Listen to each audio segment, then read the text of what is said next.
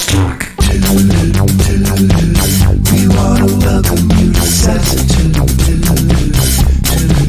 Let's talk. This show's alive because of SAZETU.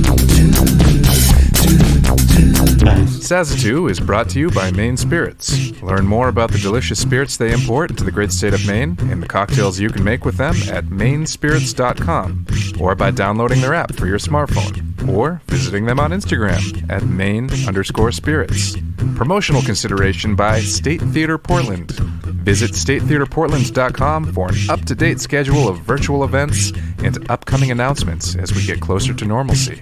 And Sun Tiki Studios, a top-notch rehearsal and performance facility located on Forest Avenue in Portland, Maine. Learn more at suntikistudios.com. Welcome to Happy Hour, brought to you by Maine Spirits. How can I help you? This is Happy Hour, brought to you by Maine Spirits, wherein I show you how to make delicious cocktails within the comfort of your own home. If you have questions, holler at me on the socials at Spencer Albee. DM me about the drinks if you want to know more. I'd be happy to help.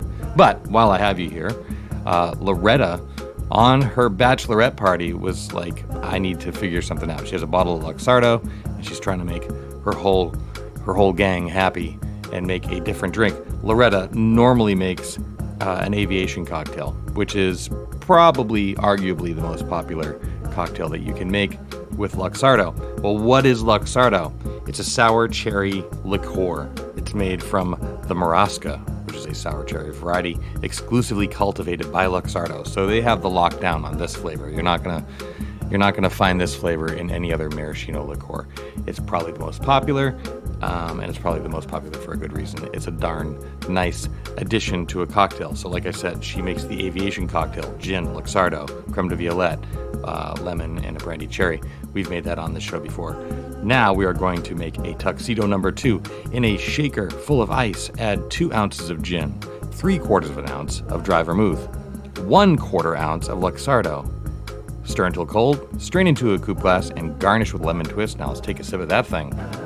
Another fun drink to make with Luxardo, which is kind of the goal of this show. I want to show you how to make multiple drinks with the same bottle. So, this has been Happy Hour, brought to you by Maine Spirits. You can learn more about this drink and many other drinks, and you can also watch videos based upon this audio on their YouTube channel through the website. You can follow them on Instagram at Maine_spirits, or you can download their app for your smartphone, which is a smart move. What to buy, where to buy it, and what to do with it once you get it. But regardless of what you download, regardless of what you watch, regardless of how, when, and where you enjoy your cocktails, we implore you to drink deliciously and responsibly. Okay? Thanks.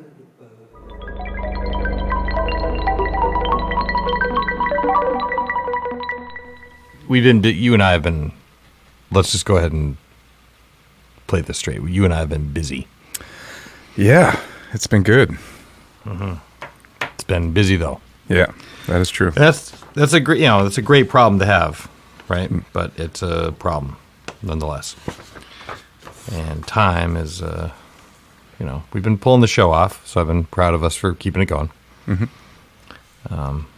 But I have been thinking about, we haven't spent a lot of time necessarily talking about the development of the show and what we want season 4 to look like as of late. Mm-hmm. And something has been I'm circling around it, not quite there with the name or what it is yet, but I'm thinking it's like, this week in what we're thinking. Huh. It's yep. like, and you and I can come together and maybe even surprise each other with, not surprise, but just come in with a list of topics that we would like to discuss, and we can get through a handful of them, maybe all of them.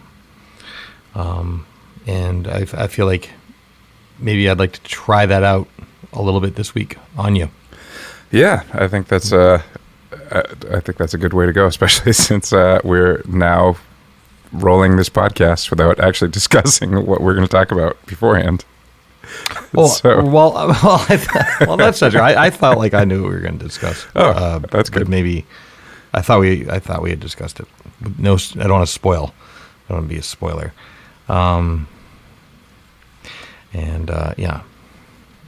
I'm ready. I'm ready to open up some topics of conversation, things that are on my mind. If you are as well. Yes, because I also have a handful of things on my mind. So why don't you go that's first? Great. I would like to open this program as of taping, which is Thursday evening here in Portland, Maine, and in York, Maine, just Maine.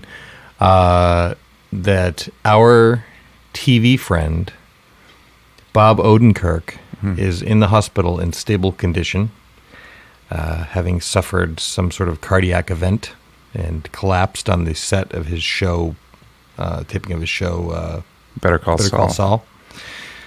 And also yesterday, the bass player from ZZ Top passed away, which is like, and I don't mean to minimize that because he was only like 72, which isn't really that old, especially, not in 2021. It was old in, 1810. But that I was sad to hear that because I have a special place in my heart for ZZ Top. And I think it's probably the same place that you have for like Tres Hombres and, but it stands to reason that maybe ZZ Top had spoken their piece at this point, and they're kind of like winding down or whatever. Still, probably still playing great when they were playing and all that. But but Bob Odenkirk still he's in his prime. He's crushing it right now. Yes, yeah, absolutely. He's been on a very strong creative run for decades now. But it's like it keeps getting better and better. It seems. Yes, yeah, that's how I feel too. And I'm not one to get all up in celebrity news and God, because whatever, it's not like they're our friends really. We don't know them. If Bob Odenkirk passes away, there's not going to be an empty seat at the Thanksgiving table for us. But, for somebody. it would for his family for sure. Yeah, but I don't know. Sometimes, when Harold Ramis passed away, I was like, oh, that fucking sucks. Because you probably would have done a bunch more cool shit. And I certainly feel that way about Bob Odenkirk. So, from myself and all of us over here, sending good healing vibes and thoughts over to Bob Odenkirk for a speedy recovery so we can get back to making our lives better with awesome shit. Exactly. Something on your mind you'd like to talk about? Yeah. I guess this will be a good one to get out of the way early in the show because I've been a little bit bummed out about just the direction of this pandemic has got me freaked out. That, a month ago, it really felt like things were smooth sailing and we were on our way to bounce back. And things are, sort of backpedaling a little bit, and it's freaking me out. I've been, it's probably as you said earlier, we were very busy, and then the past couple of days I've had a bunch of things to do, but not a deadline to get them done. And, I didn't have any rehearsals to go to or anything like that, last week. And I've been really just dragging to push myself to get things done. And at one point yesterday, I was just like, I don't know why I'm so tired. I just want to go do this. My mom's like, maybe you're not tired. Maybe you're depressed. I was like, oh, I guess that kind of checks out because, just seeing a couple weeks ago, they reinstated the mask mandate in Los Angeles County. And, at the start of the pandemic, it was LA County was 2 or 3 weeks ahead of us here, as far as shutting things down and all that. And so when they reinstated it there, I was like, I wonder if we're only a few weeks away from, unfortunately we're not mandated, but obviously it's being called on because the virus is still out there and it's still, still doing its thing and causing people harm and people getting sick. And it's obviously, it's very frustrating that we sort of have the solution to it at this point. But then there's that also the whole angle of being okay, we have a vaccine. People, please just take the vaccine. And you want to get mad at them, you want to shake them. But at the same time, there are a lot of people with a lot of legitimate reasons for why they are not anxious to go get it. You know, like there is something to be said for the people that are like, try to meet them where they're at. But at the same time, there's also a lot of people that are just stubborn and don't want to take it because Joe Biden wants them to take it. You know, Yeah, because Klan Mom said not to. Yeah, exactly. Yeah. So that's making me nervous. I'm just thinking forward to the winter time and stuff. I'm like, That's Marjorie Taylor Greene, by the way. yes, Not just any old Klan Mom. That's specific, the one with the big microphone. Mm-hmm. I think you're being really nice about this. And I'm at the point with this shit where I know I'm not alone, like I'm having conversations with a lot of people like yourself. Mm-hmm. And we're pissed. And I guess I'll go down like this will be my my Morton Downey Jr. moment. But I woke up this morning and read the Times briefing, as I always do. And I'm reading about what's going on and what's coming forward and what we have to look forward to as far as like this Delta variant is concerned if we don't do something about it. I then had to have some conversations about vaccination. I then had to watch all the local news and figure out what was going on with the new mask recommendations. It's not a mandate yet, but it is a recommendation. As you said, it's a recommendation because the virus is still here. The virus is not going anywhere, people. And I am not a doctor. We know this. But that this is preventable. Like, okay, so I had to watch the local stuff because this weekend, you and I have a show in one of the counties that's considered like a risk county. Mm-hmm. And this is going to be and will be our first or my first inside show. How about you? I have done one inside show a couple weeks ago, or a few weeks ago now, I guess, in Portland. That's right. That's right. But yeah, so I had to like go through, like connect people, like reach out to like see what's going on, like how does it affect our show? What language we're going to use? Like how are people feeling? You know, like all of a sudden it's like folks like you and I, Zach, and other musicians of and this is not a political issue as far as I'm concerned. I'm not going to argue politics. And you are 100% right. There are some people who have legitimate concerns about getting vaccinated because it could really hurt them. Mm-hmm. And I get that. But I also think that's why the rest of us should get fucking vaccinated to protect them. And also the children who can't get vaccinated. And that there are countries falling over themselves to get any amount of vaccination. And here we are, America, like, oh, we can't tell me what to do. Mm-hmm. And we've got hundreds of millions of unused doses just waiting. And that all these cases are unvaxxed people. You know, on one hand, you want to be like, oh, well, fuck them, you know? Mm-hmm. But it's not that simple. No, it's not that because simple. More exposure is more exposure. And then that's more breakthrough cases. And that's more like, it's not fair to the people who are doing the work and doing the thing and have done the work. And also, like, I want to go back to work, God damn it. Mm-hmm. You know? Yeah. I want to fucking go back to work, and I want to play concerts for people because it's what I fucking do. And it infuriates me to no end that we're sitting here looking at the solution. It's free. Like, I could go get an extra vaccine right now. I could leave right now and have another shot in my arm in 5 minutes, and that's me walking. Mm-hmm. It's nuts to me. And if people are like holding out, like, oh, it's not safe, it's like bullshit. Mm-hmm. You know what I mean? Bullshit. Hundreds of millions of people at this point have been fucking vaccinated. And the science is back at this point. Like, okay, I get if there's reticence. I understand it. I didn't want to get the mystery concoction jabbed in my arm, but I also didn't want fucking COVID-19. Mm-hmm. And I also don't want to spend another year inside. Yeah. You know, I don't. And I want to play a show. So here I am sitting looking down the pike at this. You know, we come out of COVID. You and I have been like working our asses off, getting ready to play shows. You and I mean, like everything that I do musically, you're right there at my side. Mm-hmm. We've been working our fucking asses off. and we've been planning and running. It's like I can't even tell you to the listeners. Like it's like Alex from the Higher Ground put it perfectly, which is like booking the calendar right now is like quicksand, and it was. But we did it.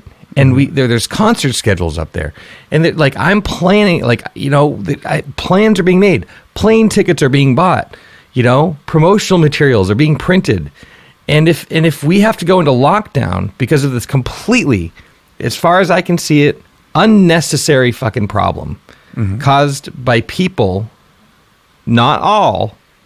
I say no one's a monolith. I get that there are exceptions, but there are millions and millions upon millions of people who aren't and that's the reason. Because I had a conversation. I was sitting out in front of Rooskies the other day, like sitting outside, just having an end of the night, just by myself and reading the news.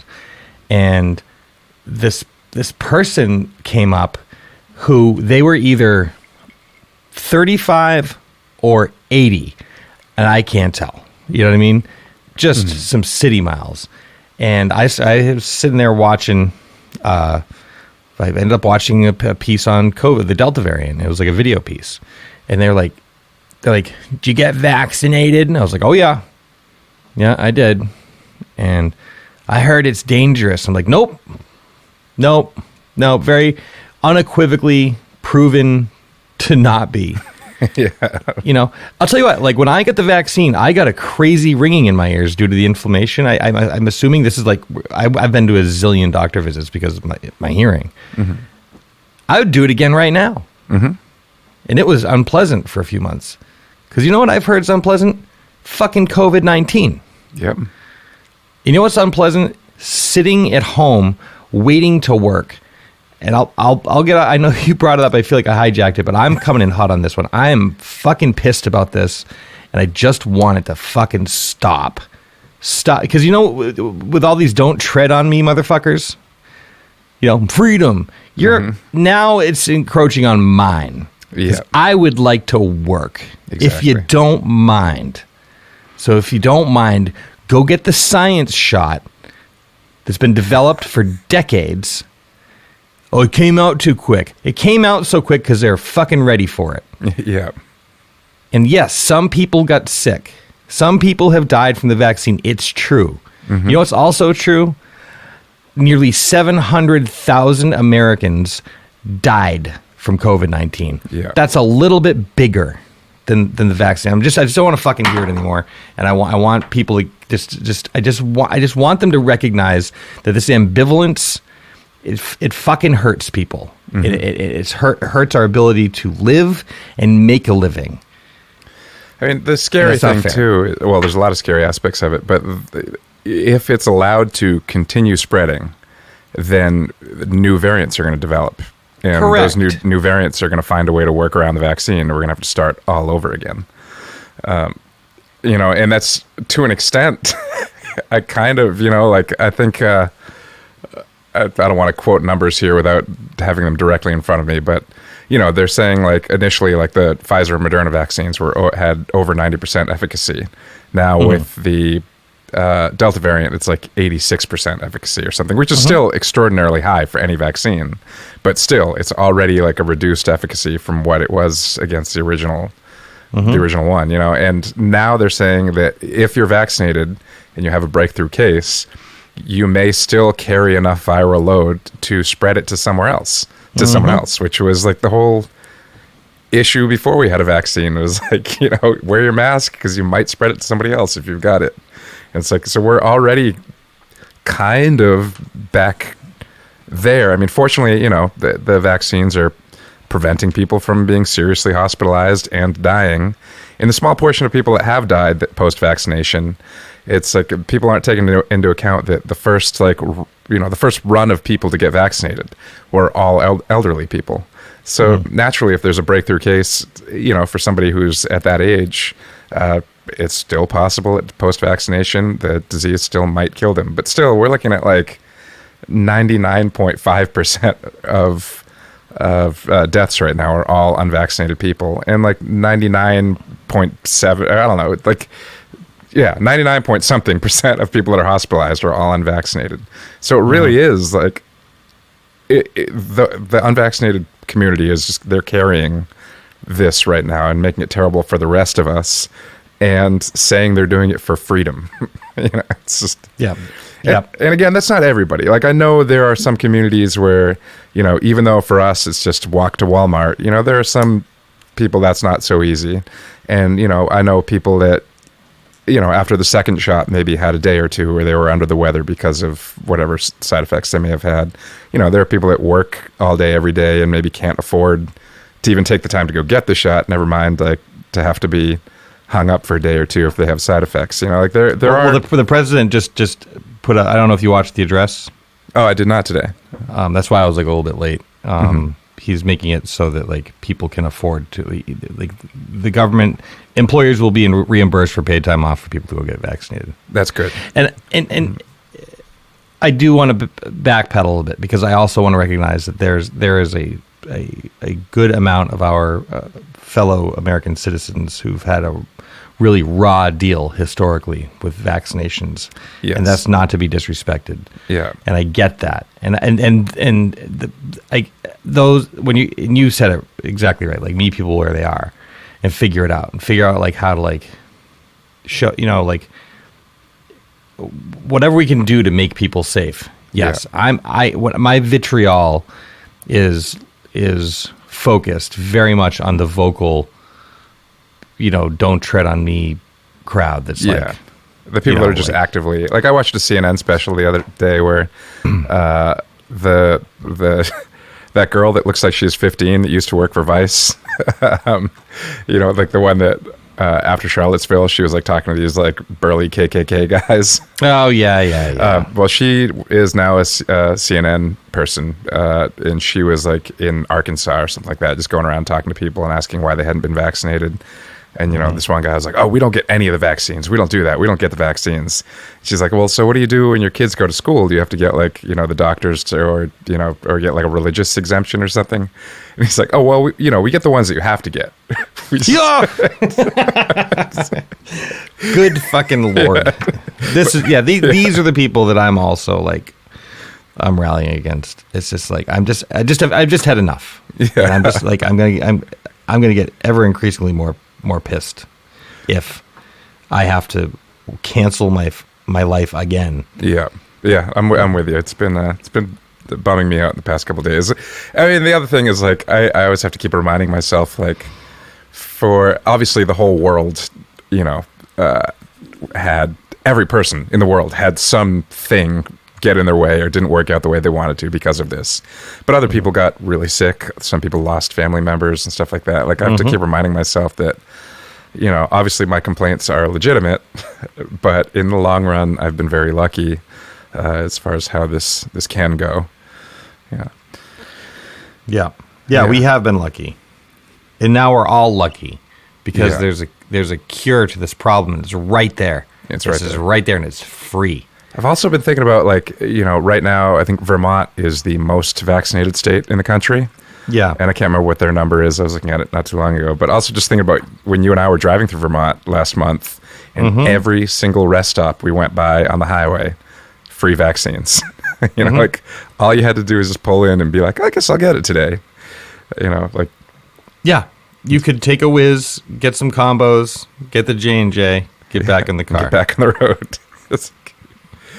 Like, it's brilliant and frustrating also that people, and I get the fear, like, I get it, and I came in hot on that one, but, like, or I guess I kind of worked up to hot, but, like,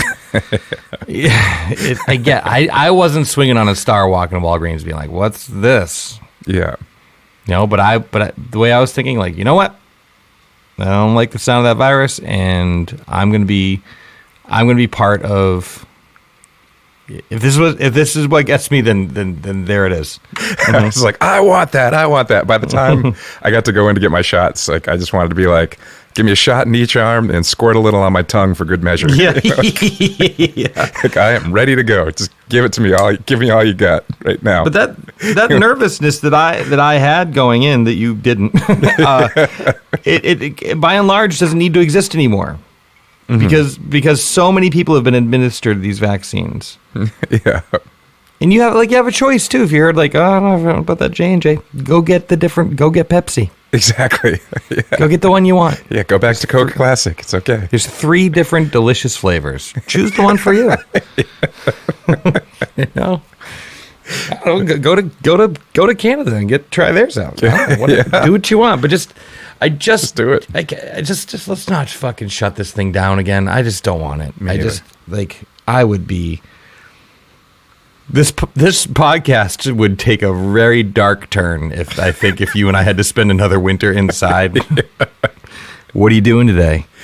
Just stabbing myself in the ribs. Just want to feel something. Just laying on a bed of nails to get comfortable. Mm-hmm. I'm thinking about drinking this bottle of peroxide. Just see what happens. I think that makes you throw up. I don't know. I've tried vodka and soda, but I've never tried vodka and bleach. Oh, God. This is, Happy Hour. Brought to you by Main Spirits. Did you want to talk about something that's maybe not so depressing? Yeah, I have a couple of happy things. I recently got a pair of the Apple AirPod Maxes, which I've spent the lion's share of this pandemic in Bluetooth headphones, and I use them both for listening and, just, checking out, taking in media, checking my own mixes, that kind of stuff. But then also talking on the phone, and it came to my attention over quite a period of time that my headphones sounded awful to people I was calling.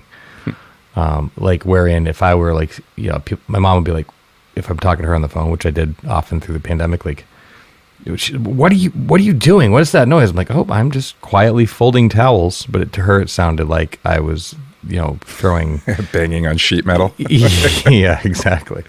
Is that the sound of linen folding? So I've been thinking about it, did my research, and I finally I bit the bullet, and I went into the mall on a rainy Sunday. That was stupid. But I made it out, and I tried out some of the Beats, and when I put on the AirPod Maxes, I was like, these are for me. I think these feel good. The noise cancellation I'm finding to be very impressive. Ooh. The ease of use, I have an iPhone, so they're kind of built to work with it, and they connect and disconnect automatically. There's not that whole, I don't have to go through the Bluetooth selection and connecting and all that stuff.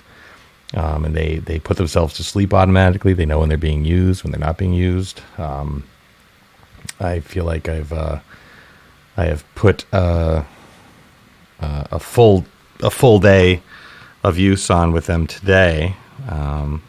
And I took them off the charger the first thing this morning, and I will say that they are at, that's still 3/4 battery life left.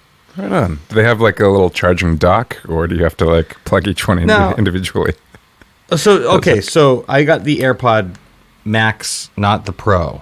Okay. The AirPod Pros are earbuds, and I don't roll with earbuds. They just they're not comfortable, and I'm using them a lot, and I also feel like I would lose them. So these are over-the-ear headphones. Oh, great! Very sturdy metal construction. It's funny when you said Max, I was going to make a joke like, "Oh, what are they? Twice as big?" I was just picturing it's pretty much the big stuffed Oreos of earbuds or something. But I guess they're literally twice as big. But I like the fact they fit over your ears. That's great. Yeah, they're metal construction all around, metal headband, very comfortable, net at the top, and they sound really good listening to music so far. They're easy to use, easy to turn them up, turn them down, skip tracks, answer the phone, noise cancellation on and off. And I've actually been having some conversations where it's made it easier. I put on the noise cancellation, I can hear what the other person's saying. I've got some flights coming up this fall, hopefully, knock on wood. So that was another reason. They're not cheap, I won't lie. but in step with like trying to get the right tool for the job has kind of been my MO over the past, let's say, 4 or 5 years. Mm-hmm. I'm so far very, very pleased with them. And they have little, they kind of fold, they don't fold up and into themselves like some of them do, like my last ones did, but they do like kind of the earphones kind of flatten, and you have a little carry case. Mm-hmm. And there's a little spot in my my Bailey bag, my messenger bag, that's like was seemingly measured out for these. They just, so nice. So far so good. Enjoying them. Excellent. I do not have a pair of wireless headphones, so it's good to know that there's a pair out there that you like, because that just means that I'll like them too. I think you might. I didn't like the price. Mm-hmm. But I'd looked at the, I already ran the gamut on the $100 pair, and they were not good. It kind of worked for a little while, and then I checked out the next tier up, and it was like, man, it doesn't really feel like that much of an improvement from what I had before. So I'm not going to that's just throwing good money after bad, right? Mm-hmm. So I was like, yep, those are more expensive than I wanted to spend, but also considering how much time I spend in headphones, folks, it's most of the day. I'm in headphones right now. Yeah, I'm happy with them. Nice. I'm happy with them. Yeah. Yeah, so that was my next happy thing. Did you have something you want to throw my way? Yeah, I guess I'll stay on the happy note before I have another complaint that's not as serious as a complaint as the last one, but I'll stick with the positive one first, which is I finally watched the Hulu McCartney 321 docuseries. Good. And as I suspected I would do, I watched them all in a row in the same day. And I greatly enjoyed it. I mean, there was a lot of things that I have heard before, but there was some nice insights in there, and I liked the way it was filmed, and it was cool to hear them going through and kind of soloing tracks and talking about them. There's one thing that Rick Rubin points out in it that I'd never really thought of before, especially because you and I play Beatles songs a lot, so we're already deconstructing them for our job, I guess. But he mentioned that, I think at one point he's commenting on Paul's bass playing, and he's like, a lot of people don't deconstruct Beatles songs because as a whole, they are just part of the cultural zeitgeist at this point. Everybody knows what, I Am the Walrus or Penny Lane sounds like, so they don't really get into like the tidbits of it and it sounded like Paul had never even really thought of it like that too. He at one point he talks about how he is now a fan of the Beatles because enough time has gone by that he's like separated from having been there doing the work. And also, also working with John Lennon as a partner. At one point it says, back then I was just working with my friend John, and now I look back on it and I'm like, wow, I was working with John Lennon. There's some good stuff in there. I enjoyed it. I love that he called up some really deep tracks too. Like one of the, if you haven't seen it, spoiler, one of the tracks they brought up on the. So if you haven't seen it. Spoilers. It's Rick Rubin, superstar producer Rick Rubin, and Paul McCartney, superstar musician, GOAT, at a recording desk, filmed in stark black and white, and they have the individual tracks for a number of Beatles songs, some Wings songs, solo Paul, and one of the tracks they pulled up was one called "Check My Machine," which is an outtake from McCartney 2. Which has surfaced in various reissues and bonus content and stuff like that. But it's a wild track for sure, and you could even see Paul's face like, oh, we're doing this tune, huh? But he's singing along with it too, as if he just listened to it yesterday. That was my favorite takeaway from it, was just watching Paul enjoy music and dancing around. It's like he just loves making it. Yeah. He just loves making tunes, and it's not this this beard strokey formulaic, he didn't become a star because he was trying to necessarily. I'm sure he wanted to have hits. Who doesn't want to have a hit? But like, it wasn't like, oh, we have to make it sound like this in order to be a hit. And he's just like, no, let's make something wicked awesome. And you can see that he's still, even at nearly 80, pushing 80, like he's still got that joie de vivre, and it's pretty awesome. Yeah. And I'm not a big Rick Rubin guy. In fact, I kind of think like, it's easy to be all super zen about shit after you vacuumed all of the money out of every single deal that you possibly could. It's like, I remember, we were in a position at one point to possibly work with Rick Rubin, right? Because we're on a major label, who knows? Not to say that he would have taken us on, but like we were considering it, and it was like, oh, you don't want to do that. Like that guy takes all the money, and into some of the ways he was like trying to make hits and kind of create like the buzz and stuff, like all the shit he did with the Beastie Boys, and I guess like I was talking with our friend Adam Ayan over at Gateway Mastering, and he was saying that that kind of comes up in a podcast that he was listening to, wherein it's the Rick Rubin podcast he has with I think it's Malcolm Gladwell and him, right? Do I have that right? And the Beasties were on it, the two surviving members, and he said that it's like you could like the tension was palpable still. And also just like the whole, like my wife pointed it out, people who she knows who Paul McCartney is obviously, but she knows who Rick Rubin is as well, but she doesn't know like why, like his deal. She knows like, oh, that's that producer guy, right? She was like, why is he sitting cross-legged on the floor across from McCartney with his no shoes on and his dumpy t-shirt? I was like, I know, like I'm not into it either, but whatever. And then she kept focusing on it, like, what's his deal? Finally I had to pause it and be like, look, I know I'm on the same page, but let's just look at Paul. Let's just focus on McCartney, okay? Deal? I really want to watch this. She's like, okay, fine. And I will say, I will give him credit that he's, regardless of the vibe or like whether he sets off my bullshit meter with the whole super Zen town thing, driving around in his Range Rover. Remember when we saw him in that? Were you with me when we saw him in that? And it's like, oh, Rick Rubin and this must be the Zen Mobile. It looks very expensive. He's just listening to a sitar drone. Sure, with yeah. No melody. Behind bulletproof glass. But he is undoubtedly a great producer. Yeah. And I think throughout the course of the interview, he was able to really pull excellent performance out of Paul, in a way, getting him to talk about that stuff. And I thought he did a really good job leading him. And I kind of did like the way he'd like just pull up, like, they'd be like sitting there listening, he'd look at Paul and they'd listen to the whole song, and then he'd just like solo like the bass and just kind of look at Paul, and Paul's like, and he's like, incredible. It's like, yeah, it is incredible. So I kind of like, he won me over by the end of it. Yeah, there was also which was great. Around the time that Egypt Station came out, I did not watch it one sitting like you. Paul McCartney was on like the Today Show or something, and they were asking him about John Lennon. A dozen more. Was that?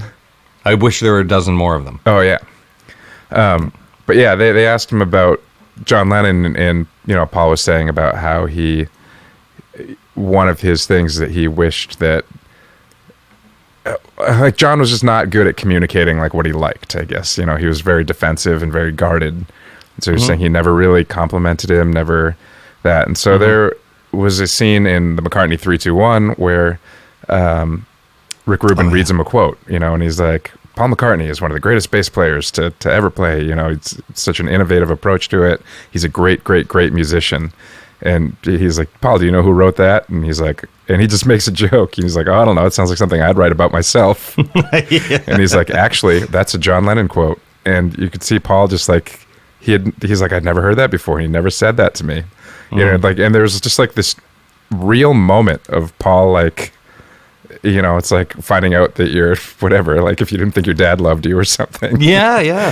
For sure. That must have meant a lot. Yeah. Because there was so much vitriol there for a while too, right? And a lot of words thrown around, and the press, and just like, and also like, the sustained, prolonged legacy keeping of the band and all this stuff. I'm sure everyone has their opinion on how shit should look. And, Yoko's tremendous rebranding of John Lennon as just this little white cloud, fluffy, peace guy, when in actuality he was a problematic person.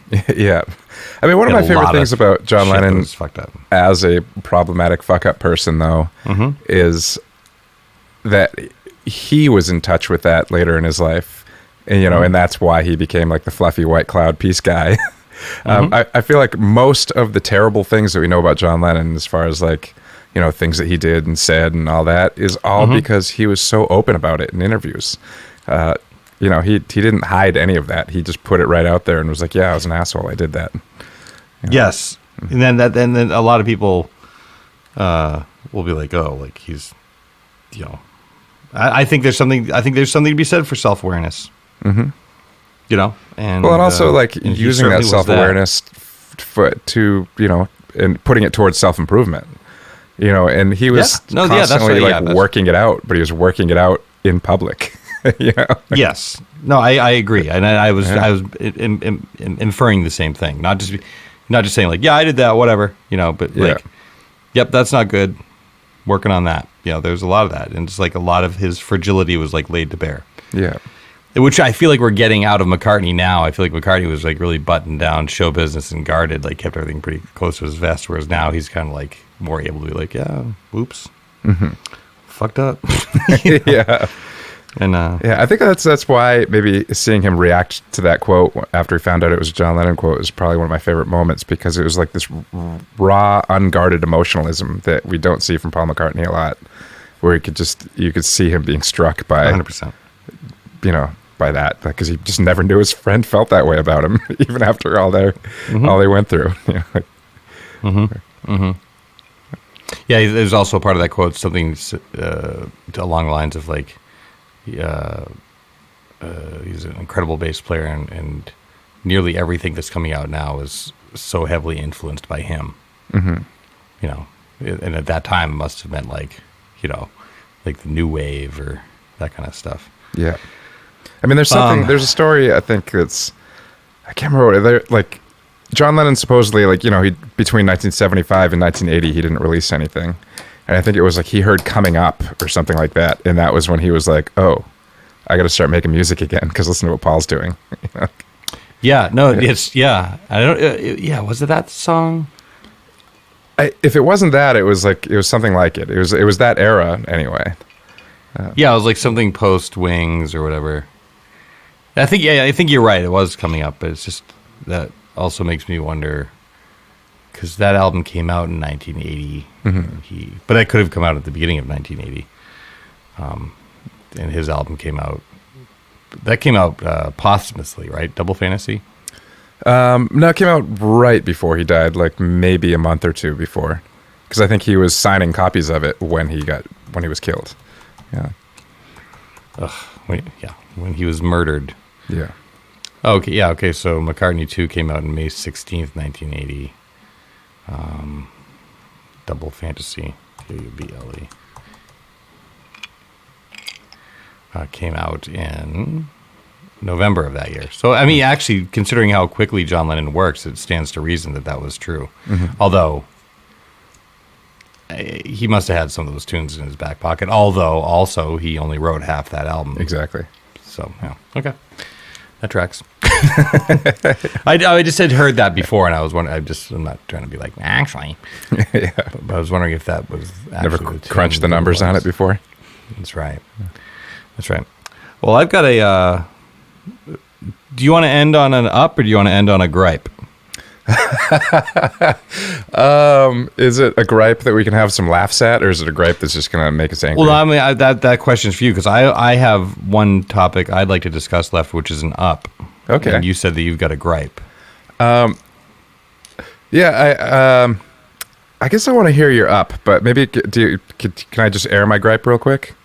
Oh yeah, no, totally. I mean, I was thinking we should put your gripe in here so we can finish on an up. Okay, good. Yeah, I think we should end on an up. So yeah.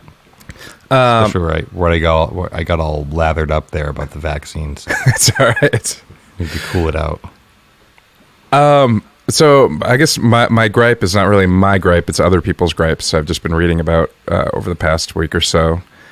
which is basically like, obviously the Marvel Cinematic Universe is like at the center of pop culture as far as movies and even television go right now. Sure. And there was an article in the Hollywood Reporter, I think a week ago, I think I sent it to you, about the comic book creators, like the people that work for Marvel. They basically signed a work for hire contract back in the day that everything they create while they're working for the company, they don't own the rights to. The stories and the characters just belong to Marvel. And so a lot of these contracts were signed before the movies started getting made. And now all of a sudden these movies are just generating billions and billions of dollars, and the content creators are not seeing much more than the original work for hire payment. And in that article they quote, I can't remember his name, but the guy who created the Winter Soldier, he had a cameo in the Winter Soldier movie, apparently, just like a small appearance. And he's made more royalty money from his like 5-second appearance in the movie than he's made for creating that character. There's also, in that same article, the guy who created Wolverine. Apparently, DC Comics, because they have been making, profitable movies since the late 70s with Richard Donner's Superman, they are a little bit better in building that into their contracts. So the guy who created Wolverine also created the character of Lucius Fox in Batman, who Morgan Freeman played in the Christopher Nolan movies. Gotcha. And he said he's made more money from creating Lucius Fox than he did from creating Wolverine, who's like the primary X-Men character. Right. Yeah. So there's that. As far as like content creators, whatever, just getting, they call it shut up money, because they said sometimes they'll get like gift money or something if one of their characters or storylines is used in a movie, but it's not like they're not seeing royalties from it. It's just like, here's an extra bonus because we used your thing. But also today, we talked about in an earlier episode, I think when HBO Max first announced that they were going to do same-day streaming on their new movies, and how a lot of those contracts were negotiated before that decision had been made. And so, it was going to affect how people get paid. And we haven't really heard much about that since then.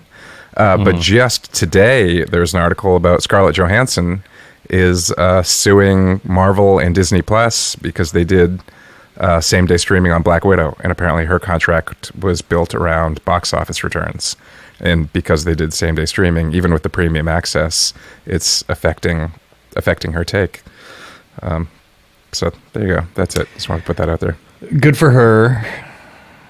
I reckon we're talking about two different tiers of compensation between a star of the Marvel movies and somebody who created something. It calls up a lot to that. Like, I'm somebody who would like to be paid royalties on things that they create. So that's where I stand on this. But for the sake of conversation, if I were to be a plumber and I am hired by a guy who wants to open a restaurant to plumb the bathroom in that restaurant, maybe, plumb the restaurant. I plumb the restaurant, right? And I am then paid a card rate that I agreed to plumb that restaurant. Or let's say design, like maybe like I was an interior designer. That might be even like a better example.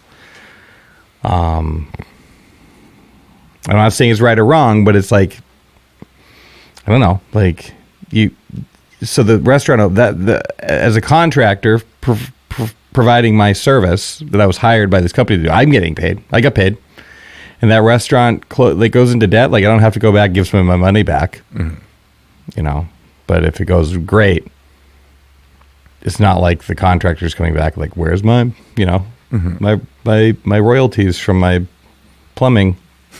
I don't know. It's a gray area, and it's like worthy of it's like, I think that wage disparity that happens in between, it exists in restaurants. I know I just use that as an example, but it's true there, and it's like obviously like true. Like if you are Marvel and you've hired somebody to like create these characters, you hire them to create characters for Marvel. There's got to be a happy medium in between.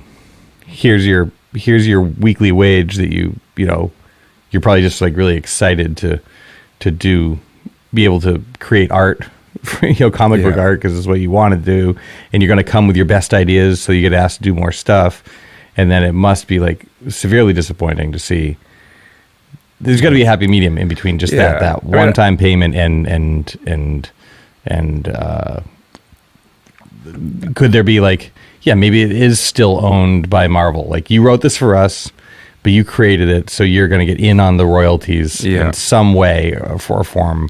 But like, I feel like it's more like to it. If the restaurant is like, Spencer, we're going to hire you as the guest chef for the weekend, and while you're guest chefing for your flat fee, you create, you know, Spencer's Ham Supreme, which I am famous for. Yeah, and then you leave, and then the restaurant is like, Spencer's Ham Supreme is our number one.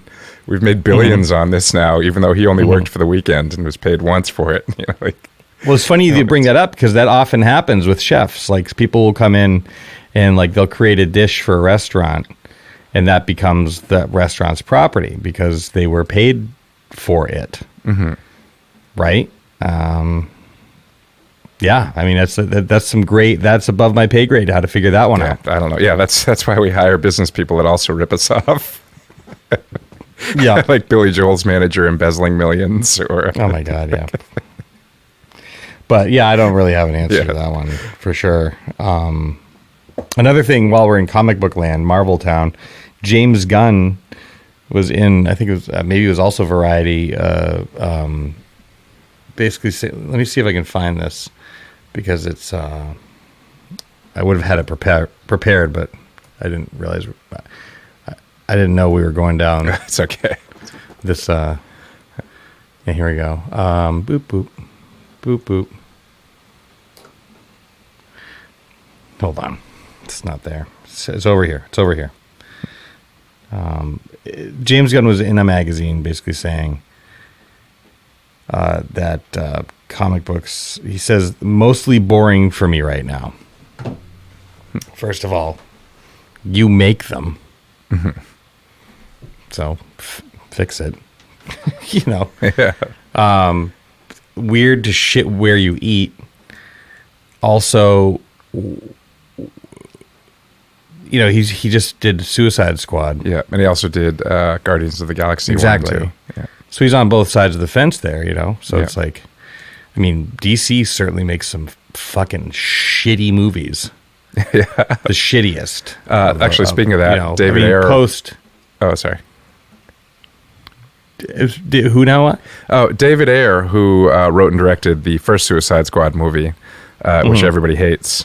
It's awful. He released a big statement today that was just like, that studio hatchet job is not the movie that I made. So stop giving me shit about it. Yeah. Yeah. And I also think, like, wait, what are you talking about? Like, Thor Ragnarok, I think, is like super creative.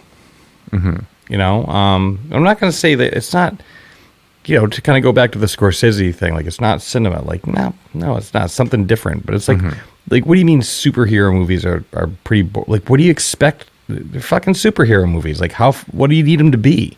You know, how far do we need to push it? And I feel like they're pushing it pretty far. I think they're doing a really interesting job, like, with this universe building and interconnectivity and interesting characters, and just like the multi-dimensional, the multiverse is all like super cool. I just don't know, like, okay, well, if comic book movies are pretty boring for you right now, like, I don't know, go watch the fucking Wild Bunch. Yeah, exactly. So my sister asked me what I thought about the Black Widow movie, and I was just like, yeah, I mean, it was pretty good, but like, I don't, I've stopped judging those movies individually. You know, like when they first started coming out, I'd be like, oh, Iron Man, that's fine, it's a B, you know, like, and I'd look at each one, but now, like, I'm into the expanded universe. Like, I'm in, like, I'm just on board. I'll watch it all. And like, there's a lot of like C minus movies in these 20 plus movies, but I'm invested in the universe now. I'll watch it all. And like, I don't, you know, I wouldn't be like, oh, don't see Black Widow, it's a C. I'd be like, if you're into those movies, watch it. You'll enjoy it. You know, like I'll probably watch it again soon. Like, I haven't watched it yet, actually. Yeah. It's like, you know, it's not Jaws, and I don't think any of them ever will be. but No. I don't need them to because you know what? I'm having a lot of fun with all of them. Yeah. It's not Vertigo, but you know what Vertigo also wasn't? Yeah. A decade-long, multi-billion-dollar, and I'm not talking about how much it made. I'm talking about how much they've spent on these fucking things. A multi-billion-dollar budgeted TV show that's awesome. Yeah. It's wicked fun. Shit blows up. It's funny. They're exciting. There's drama, cliffhangers. What's going to happen? Speculation. Yeah. It's got all the things you need. Exactly. You know? It's the new version of like the old like Dallas, like when that was like a big deal. See, like, I always wonder if season- it's the new version of what like people that went to see like Flash Gordon serials or whatever, like the adventure serials. If they're just like, what's it going to be next week? Where's it going to go? Like How's he going to get out of Doctor this? Who was that way. Yeah. Yeah, that was released in serial form as well. Yeah, It is. I'm It's totally. sure there's nobody who's like, that one episode of the Flash Gordon serial from the 40s is amazing. You know, it's just people who like it enjoyed the entire ride. Like, And for a big goofball comic book, you know, family friendly franchise, like they managed to insert a lot of morality in there. So whatever, James Gunn, shut up and cash your Marvel check and go do whatever you're gonna do. And I'll by the way, I'm looking forward to your movies. All right, that was a bit of a complaint. The new Ghostbusters trailer dropped this week. Ooh, I should have known you were going to bring this up. Of course. This is kind of what I thought we were talking about today. This is the only one I came in before earlier today prepared to talk about. You have seen it, Zach? I have. Yeah, I watched it right when you sent it to me, and then I made my dad watch it. What? Dad. Yeah. Well, I didn't tell him what it was. So like when when they open the floor and they pull out the trap, I saw the spark in his eye. Like, ooh, He's like, ooh. I see where this is going. Yeah, that's cool. That's cool. Everyone that I've sent it to, present company included, has given it a very favorable review. I give it a favorable review. I think this is the first time we've got a trailer with any amount of substance as to what the heck is going on with this movie. There's been a lot of teasing, and obviously it was postponed. The release was postponed by COVID. Everything that I'm seeing so far looks correct. So if I bring to it my level of like Star Wars trepidation, like, well, I don't know, it looks good, but I don't know, you know, it will at least have that. So that's good. There is something to be said for that. But I'm just getting a feeling from, because after I watched the trailer 5 times, I found like the deconstructing the trailer videos, and there's actually one narrated by Jason Reitman, who is the director of Ghostbusters Afterlife and the son of Ivan Reitman, the director of the first 2. It's great. And he kind of pulls it apart, and they get in, like even down to like, you know, like the pink streaks of the like the ghost spirits, just kind of Yes. And yes, I love that they kept that visual. Exactly. Instead of trying to give it like a modern reboot, like a modern look. Yeah. It's like, no, It that's what wasn't it looks broke. like in 84, and that's what it looks like now. Yep, exactly. And there's like a whole bunch of so we learned that it's Egon's family, his daughter and her kids, right? Which I also love that they've made Egon a huge part of this movie without, Harold He's the Ramis center being of there it. for Yeah. 100%. And so they moved to this Oklahoma farmhouse, broke. We learned that the town has seismic activity for no discernible reason.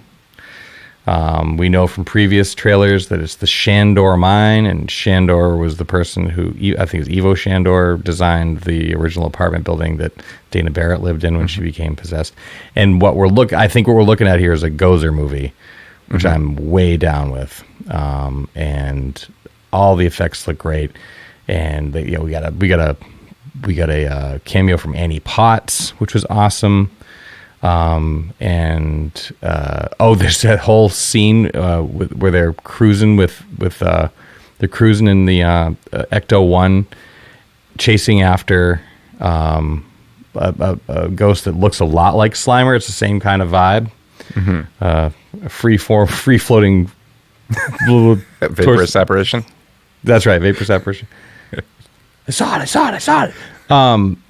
And Egon's granddaughter, like busts out the side of the car in this gunner seat, and there's like this little like remote control trap on like tie. It's like The Ecto One gunner seat was on the toy from the 80s. That's right. Yeah, that's right. It was never in the movie. Right, and that they cut the music out when that happened, and I was like, whoa, this is like a super dope action sequence, and it's starring kids. and I was just thinking, like, man, if I was 8, like this is like every kid's dream. You know, like you get to like shoot like a laser gun and catch ghosts and like this side gunner seat and the remote control trap.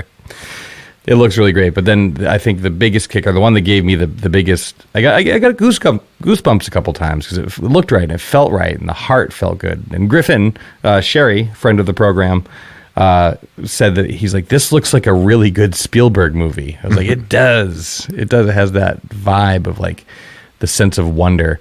But the part that gave me the most, the biggest goosebumps is at the very end. It's like they don't show his face, but you know that you're in Ray's occult books and just his voice saying, we're closed. It's like, God, cool. Like, I can't. And it's sort of the trailer makes it seem like they watched the ad from the original movie and called that number.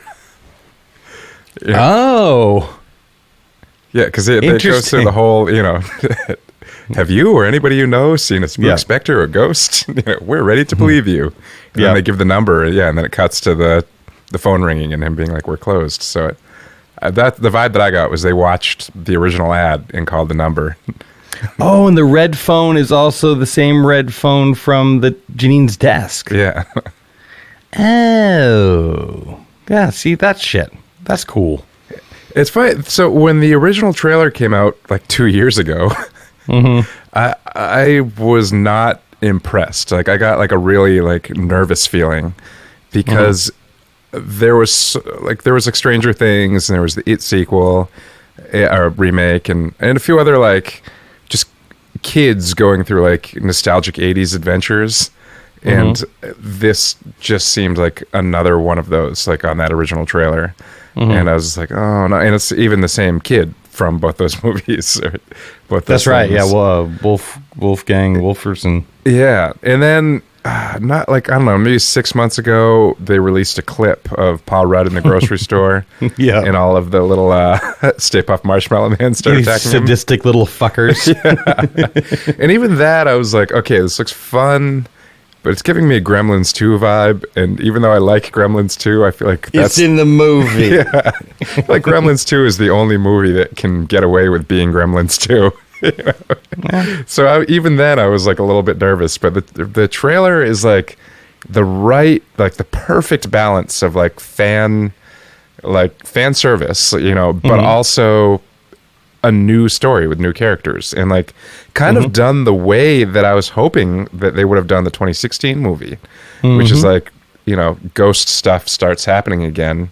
And they're like, oh, remember there was those guys in the 80s. There must be gear around here that we can, you know, repurpose or improve upon or whatever. Like I kind of wish that they'd use that as a setup for the 2016 version. So I kind of like that they're doing that now, except for its kids being like, oh look, proton packs in a car and all this stuff. Like, I don't know. Yeah, no, it has heart to it. You can tell already, just like the conversations. You can see the chemistry of the people on the set. And my friend has a theory that I love entertaining is that Paul Rudd's character, because you know he's always a super friendly guy, right? And he's there. He's he's a scientist that's moved to a town to like study these things. But like what he proposes is that Paul Rudd's character is there because he's a Gozer worshipper and he wants to be at Ground Zero. Pretty wild. That could be fun to see a possessed Paul Rudd. Oh yeah, for sure. And then what I'm also wondering too is Rick Moranis is the only member aside from Harold Ramis that isn't credited in this from the original cast. from the main cast, and by all accounts, he's retired. But I wonder if they'll sneak him in somehow. I feel like if there's a movie that they were going to pull Rick Moranis out of retirement for, to even just make a small cameo, I feel like Ivan Reitman making a call to Rick Moranis and being like, listen, we're going to do this right. You know, that might be the one where he's like, okay, fine. Yep. Yeah. Totally. So who knows? Yeah, I've generally become Mr. Pessimistic with film trailers because these days, because I feel most of the time I'm disappointed with the final film. Sure. But this is the first They're time. mostly disappointing, except for Rogue One. Yeah, but even that, I feel like I got my hopes up really high for that trailer, and the movie's very good, but even that didn't live up to like where my expectations were for it. Oh, heard. Yeah, I've definitely let myself get disappointed. I also like look at my Facebook memories sometimes, and I'm like, I'll see things like, apparently I wanted like Star Trek Beyond to be fucking awesome because like I watched it and people were like, Star Trek Beyond is incredible. Yeah, why wouldn't you want that to be awesome? Of course, yeah, but it's I feel like that was when I saw Christopher Pine doing motorcycle jumps, and I was like, "Wait, this is a Star Trek movie?" Yeah, and I was like, "All right, well, we'll roll with it." Yeah. And what I did, and I still do like about that movie is that it felt more like a really big episode of the original series. Yeah, yeah, it had that like other production gold value. It felt like shit. that, but plot wise, it felt like a forgettable episode of the original series. It felt like Fast and the Furious in space. But it did have its redeeming moments. It did. And I so to go back to Ghostbusters, I'm with you. Like I think this is going to be real. It's got a lot of promise. Yeah. I think. And I love that it's like, it feels like such like this family project, you know, it's like, it's still in the family. Mm-hmm. And I feel like Jason Reitman is approaching this with an earnest reverence and not like that kind of like J.J. Abrams, like glad handing, like, oh, we're just, you know, we're absolutely in love, obviously, with Star Wars is incredible. You know, it's like, you don't give a shit about this stuff.